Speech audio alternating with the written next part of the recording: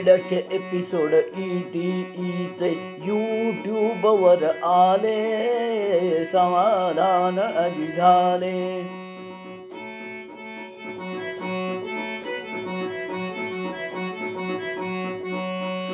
मनोरंजनातून शिक्षण हेतू मनी ठेवियला, कीर्तन सवाल जवाब यातची पाठ्यक्रम गुंफला.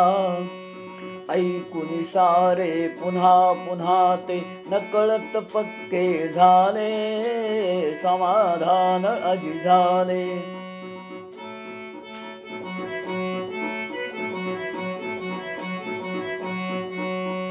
नाण्यांच्या मदतीने सारा घटक समजाविला, कविता खेळ या साऱ्यांनी बदल इथे घडला. मूलभूत संबोधची सारे येथे पक्के झाले, समाधान आजी झाले. यूट्यूबवर आले, समाधान आजी झाले. यूट्यूबवर आले, समाधान आजी झाले. शिक्षक आणि पालक बंधू भगिनींनो, आज आपण एका वेगळ्या वळणावर आहोत. म्हणजे शिक्षकांच्या दृष्टीनेही आणि पालकांच्या दृष्टीनेही. आपल्या दोघांच्याही हातामध्ये मुलांचं भवितव्य असताना आपलीच कमालीची संभ्रमित अवस्था झालेली आहे. कारण शाळा केव्हा सुरू होतील, त्या कशा होतील, मग शिक्षकांना आपला पाठ्यक्रम कसा संपवावा लागेल, मग परीक्षा कशा होतील. आत्ताच 10वीचं सांगितलं की परीक्षेला कमीत कमी पोर्शन ठेवून ती परीक्षा घ्यायची. म्हणजे असं होऊन आत्ता मुलं पुढं जातील हे खरं आहे, पण असं आणखी 2-3 वर्ष जर चालूच राहिलं ते कच्ची होत पुढे त्यांचं भवितव्य काय.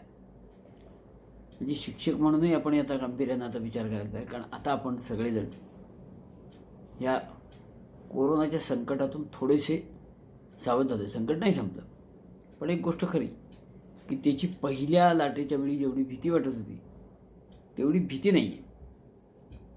मुलांना शाळेत पाठवायला भीती वाटते, किंवा शासनाला असं वाटतं आहे की बाबा शाळेत आलं तर काय होईल, म्हणून तेही आज शाळा सुरू होणार उद्या बंद होणार अशा अवस्थेत आहे. हे जरी खरं असलं तरी आपापल्या घरामध्ये मुलं सुरक्षित आहेत आणि त्यांचा ते अभ्यास करू शकतात. फक्त यात गंमत काय झाली, या सगळ्या वातावरणामुळे मुलांची अभ्यासाची मानसिकता कमी झाली. मुलांची होणंही ठीक आहे, पण पालक आणि शिक्षकांनी असा विचार जर केला की आता काय नाहीतरी परीक्षा कशी तरीच व्हायची आहे, मुलं आपोआपच पास होणार आहेत, मग काही करायला नको, तर ती खूप मोठी आपली चूक होईल असं निश्चित लक्षात घ्या.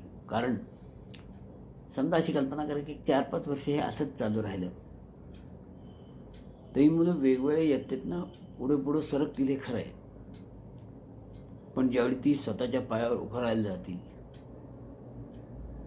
त्या त्यांचा पाया किती भुसभुशीत असेल, ते समर्थ होणारच नाहीत, ना नोकरीला, ना व्यवसायाला, ना कुठल्याच गोष्टीला. आणि त्यामुळे हे आत्ताचे वातावरण आहे, यात आपण संभ्रमित असून चालणार नाही.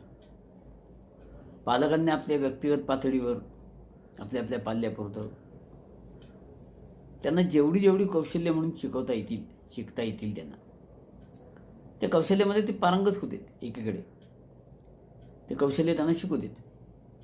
मग कुठलंही असेल, पूर्वी IBT म्हणून एक हे होता, इन्फॉर्मेशन टेक्नॉलॉजी, आणि हे त्यामध्ये शिकत होती मुलं. तशी आता व्यक्तिगत पातळीवर काही शिकता आलं, जवळ कुठेतरी आपल्या माहितीतले लोक आहेत त्यांच्याकडनं काही शिकायला मिळालं, तिथे काही काम करायला मिळालं, असं काही करता आलं तरी करता येईल. हे सगळं अगदी कुठे बाहेर जाऊन नाही शिकायचं म्हटलं तरी यातल्या कितीतरी गोष्टी यूट्यूबवर पण शिकता येतात. मग त्याची प्राथमिक माहिती सगळी हे पण शिकता येईल. तसंच आपले जे पाठ्यविषय आहेत त्या पाठ्यविषयातल्या कितीतरी गोष्टी आता परीक्षेमध्ये आपण नाही ते परीक्षेला असं होणार आहे, हे खरं आहे. पण आत्ता परीक्षेला नाही म्हणजे कायमचं नाही असं नाही. समजा यांना 10वीच्या विद्यार्थ्यांना त्रिकोणमिती नाही, संभाव्यता नाही, सांख्यिकी नाही असं असलं तरी ते जे 11वी सायन्सला जातील तेव्हा त्यांना हे आहेच. मग एक तर त्यांनी 11वी सायन्सला जायचं नाही म्हणजे आपण म्हणून आपल्या पायावर कुऱ्हाड मारून घेणं आहे असं की. तर तसं न होता विद्यार्थी जे घरीच असतील आणि त्यांची बाकीची प्रकृती वगैरे ठीक असेल तर ते कसा अधिकाधिक अभ्यास करतील या दृष्टीनं पालकांनी प्रयत्न करावा.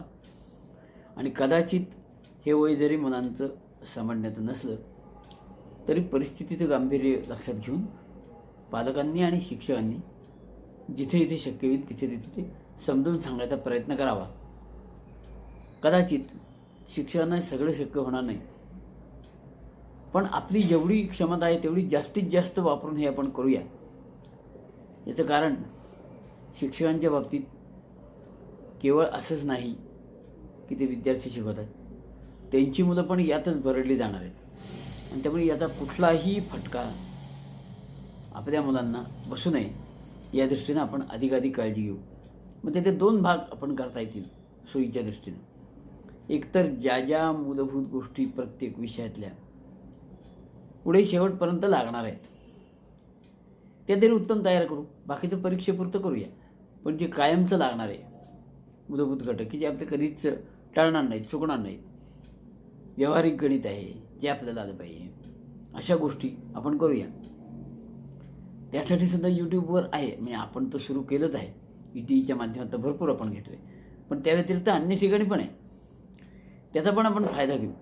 पण जेणेकरून या परिस्थितीमध्ये आजपर्यंत नव्हतं पण मुलांना स्वतः शिकण्याची सवय लागली नाही तर भवितव्यामध्ये आपल्या समोर आपण आपले पाल्य अंधारात आहेत असं पाहण्याचं दुर्भाग्य आपल्याला नाही.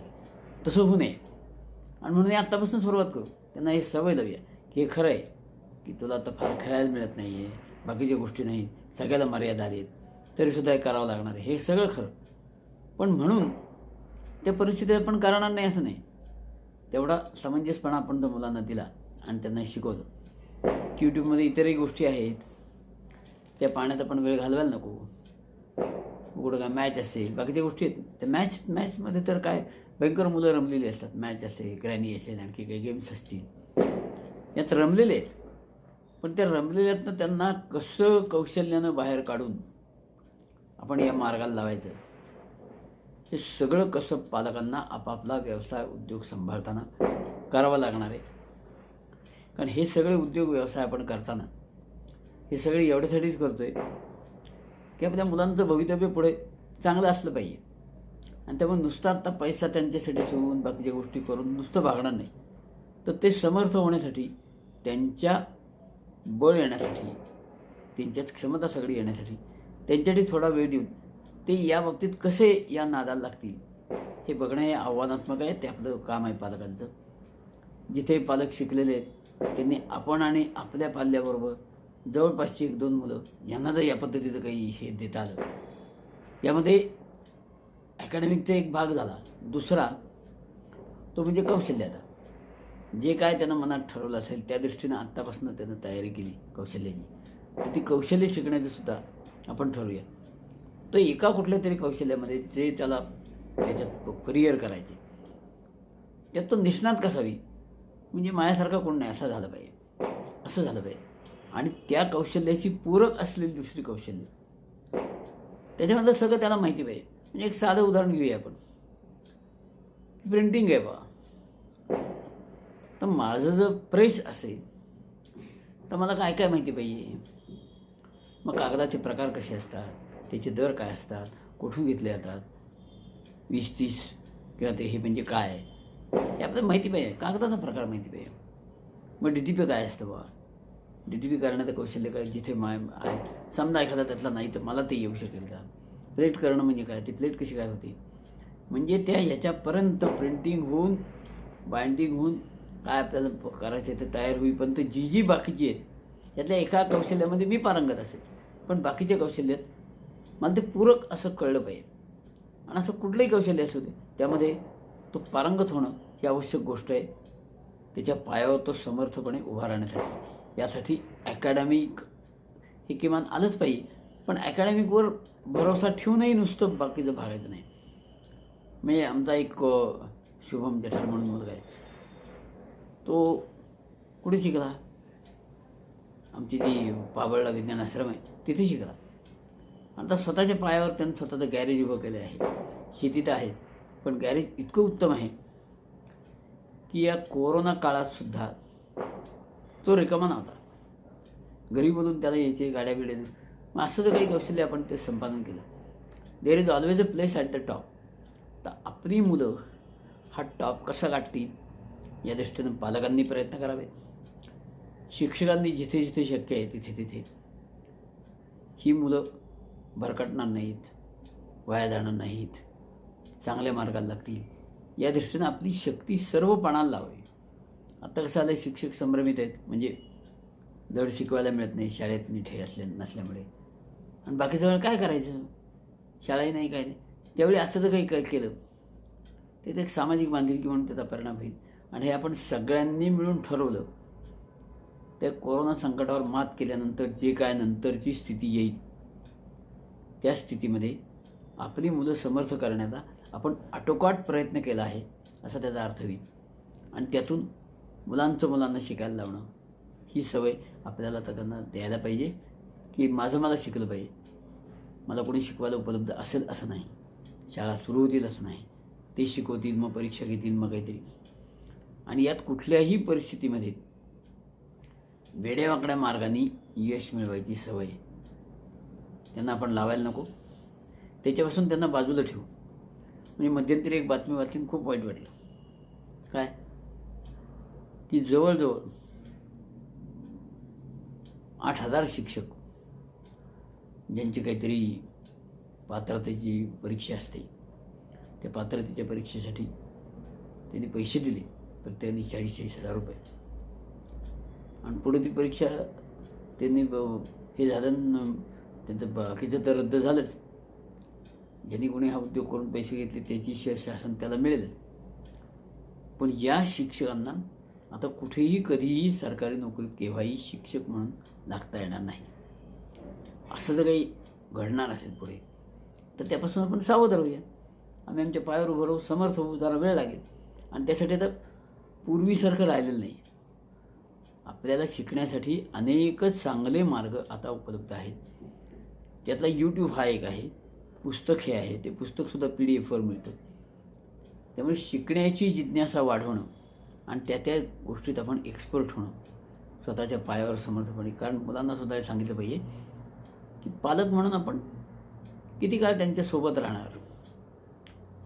ह्या काळात कदाचित असं सुद्धा होण्याची शक्यता आहे की आपल्या त्या क्षमतेने तितकं काम पुढे नाही व्हायत. या सगळ्या आपण अडचणीतनं खस्ता खात चाललो आहे पुढे म्हणून. तर ती सवय पण त्याला लावली पाहिजे की या प्रतिकूल परिस्थितीवर मात करून कसं काय उभं राहायचं. आणि असे अनेक उभं राहिलेली उदाहरणं त्यांना फावल्या वेळात आपण द्यावी की अत्यंत शून्यातून कसे लोक उभे राहिले. आणि तेच आपलं दृष्टीनं महत्त्वाचं आहे. म्हणून पालक आणि शिक्षकांनी याबाबतीत अधिक प्रयत्न करून आपली मुलं अभ्यासाच्या, चांगल्या वळणाच्या, चांगल्या कामाच्या नादी कशी लागतील.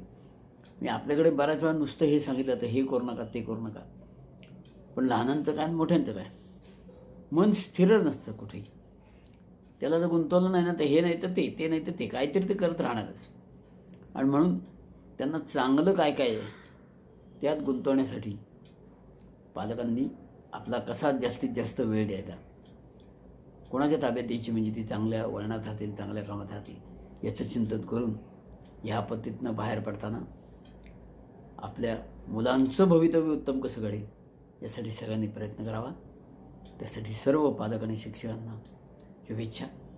तुमच्या प्रत्येक प्रयत्नाच्या मागं आपलं ETE एज्युकेशन थ्रू एंटरटेनमेंट आहे असं पक्क लक्षात ठेवा. धन्यवाद.